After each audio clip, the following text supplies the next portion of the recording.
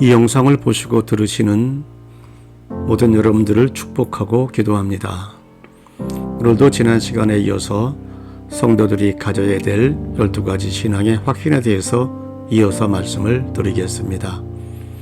지난 시간에는 천국의 확신과 임마누엘의 확신에 대해서 말씀을 전해드렸죠.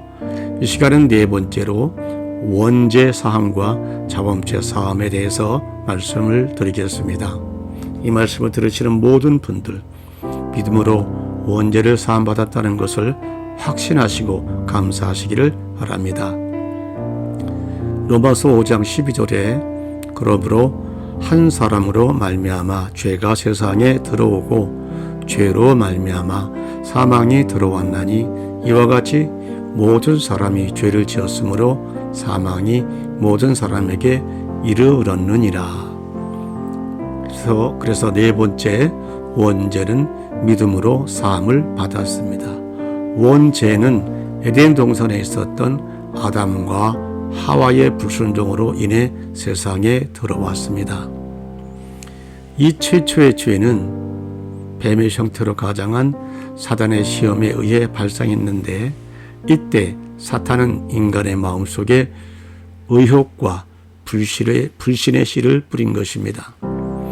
어쨌든 이렇게 해서 인간은 하나님이 금하신 열매를 따먹었고 인간의 최초의 죄는 범해졌습니다. 첫사람인 아담과 하와가 하나님이 금하신 열매를 먹은 것은 하나님과 같이 되고자 하는 욕망 때문이었습니다. 그 결과로 인간은 영이 죽어 전인격적으로 하나님의 형상을 상실하고 전적으로 타락하여 죄와 사망의 지배하에 들어가고 만 것입니다. 후에 모든 인류는 아담이 지은 원죄를 유전받아 영이 죽은 상태로 태어나게 되고 또 아담의 자범죄성도 갖고 태어나게 되었습니다. 이 땅에 태어나자마자 하나님과 원수 관계가 된 상태였습니다. 사탄의 지배 아래 놓인 상태가 되었습니다. 지옥의 판결을 피할 수 없게 되었습니다. 이 모든 상태를 다시 회복하는 길은 죄 없는 인간의 피가 필요했는데 아담 이후의 모든 인간은 죄인이기 때문에 해결할 길이 없었습니다. 그래서 하나님은 아들이신 예수님을 이 땅에 사람의 모양으로 보내셔서 십자가 위에서 인류의 모든 죄를 안고 죽게 하신 것입니다. 이것이 모든 인류에게 기쁜 소식, 복음입니다. 하나님은 나와 여러분들에게 전도자들을 보내주셨습니다. 그리고 복음을 듣게 하셨고 성령의 역사로 순종하게 하셨습니다. 그 순간에 우리는 죽었던 영이 살아났습니다.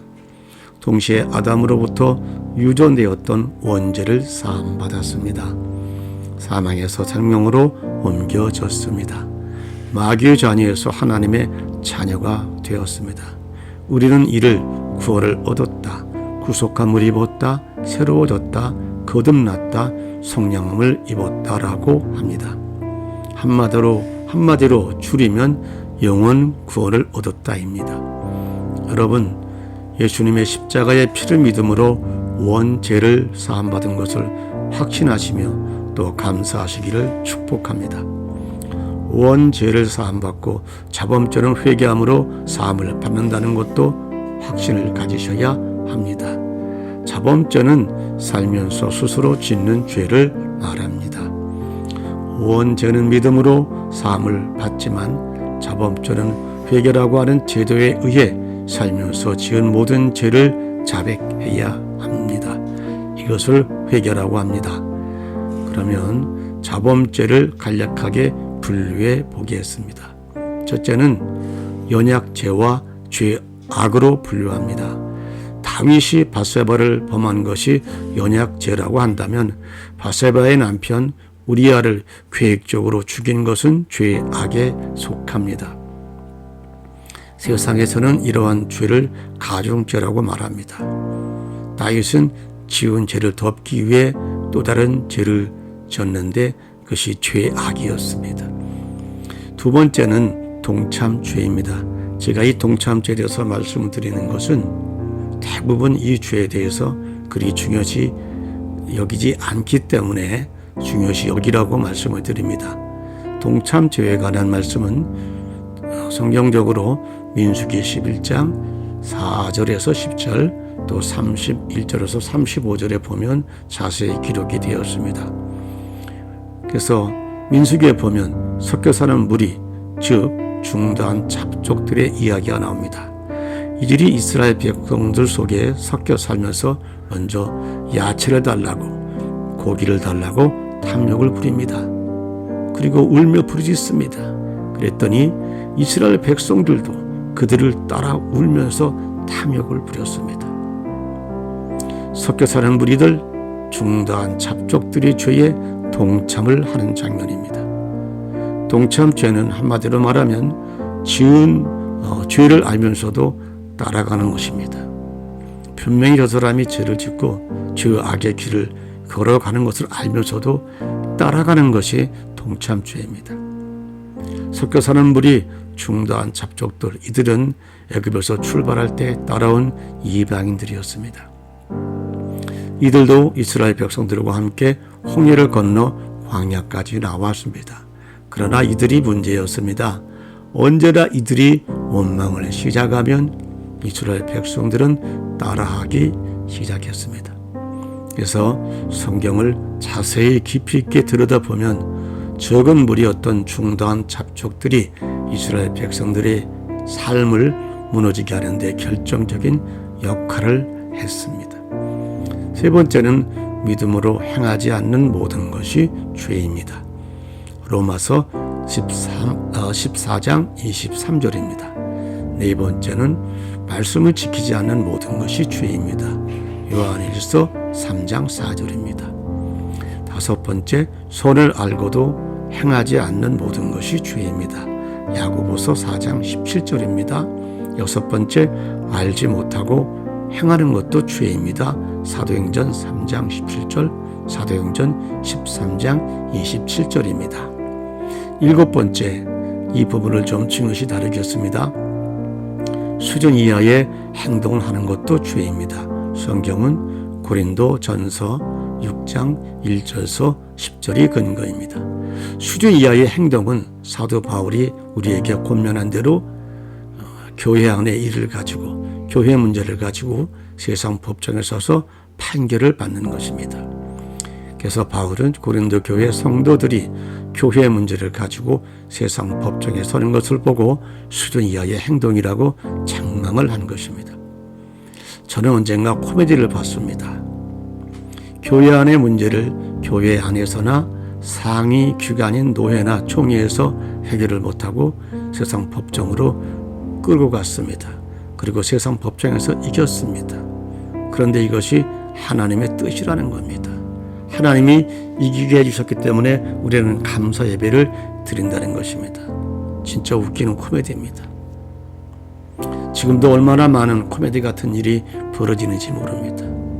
웃기는 세상입니다. 웃기는 사람들입니다.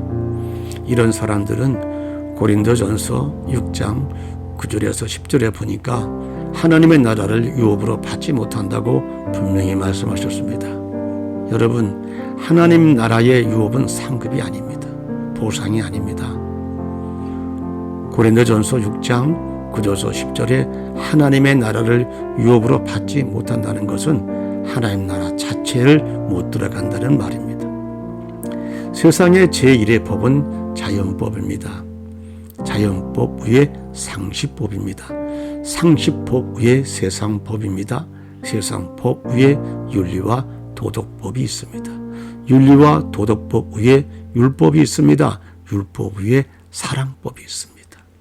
우리 기독교는, 우리 예수님은 최고한 법인 사랑법을 갖고 있습니다.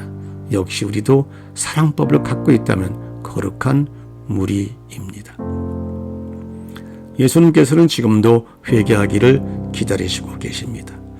요한계시록 3장 19절 20절에 물은 내가 사랑하는 자를 책망하여 징계하노니 그러므로 내가 열심을 내라 회개하라 볼지어다 내가 문 밖에 서서 두드리노니 누구든지 내 음성을 듣고 문을 열면 내가 그에게로 들어가 그로 더불어 먹고 그는 나로 더불어 먹으리라.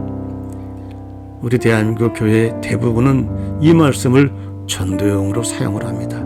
그러나 전도용으로 사용할 수도 있지만 1차적으로 전도용으로 사용되어서는 안 되는 말씀입니다. 이 말씀은 회개하라는 말씀입니다. 이 말씀은 라오디게아 교회를 향하여 너 회개하라 이 말입니다. 하나님은, 예수님은 그 어떤 죄라도 회개하면 용서해 주십니다. 그리고 그 용서하신 죄는 이사야서 43장 25절에 다시는 기억하지 않으십니다. 이 영상을 들으신 모든 분들, 원죄를 사함받았다는 확신과 자범죄를 사함받을 수 있다는 확신 속에서 승리하시기를 축복합니다.